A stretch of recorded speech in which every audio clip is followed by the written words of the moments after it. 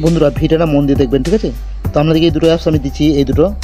তো আমি কি করেছি, আমরা টাইম বাঁচানোর সূত্রে এই যে অ্যাপসটা প্রথম এমবিটা, যে ছোটো এমবিটা, সেটা আমি আইডি ওপেন করে রাখছি, ঠিক আছে? তারপর বড় এমবিটা ডাউনলোড করেছি, এখন আমি ডান করে দেবো।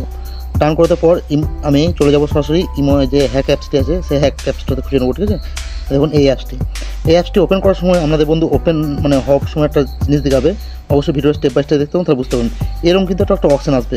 তো এই অপশনটি আপনারা কিন্তু ডিসপ্লে টাচ করে যেখানে হোক আমরা কিন্তু ঠিক করতে পারবেন না। তার জন্য কী করতে হবে, আমাদেরকে মোবাইলের সেটিংসে চলে যেতে হবে। সেটিংসে যাওয়ার পর কী করতে হবে, আমাদের ডেটটা আর টাইমটা, এই যে মোবাইলের ডেটটা টাইমটা দেখছেন, এই ডেটটা টাইমটা চেঞ্জ করতে হবে। তো বন্ধুরা যদি দেখতে পাবেন, আমি A to Z মোবাইলটা ইমোটা ওয়ার্ক করে দেখাতে সিস্টেম বলে এই জায়গায় যে টাইম ডেট আছে আপনাদের যেখানে আছে সেখানে চলে আসবেন। তো আমি কী করবো, টাইমটা ডেটটা চেঞ্জ করবো, এনে অটোমেটিক আছে, এটা কিন্তু আমি চেঞ্জ করবো, ঠিক আছে? এটাকে টাইমটা করে দেবো কি 2024, ওকে। এটা টাইমটা PM করে দেবো, ঠিক আছে?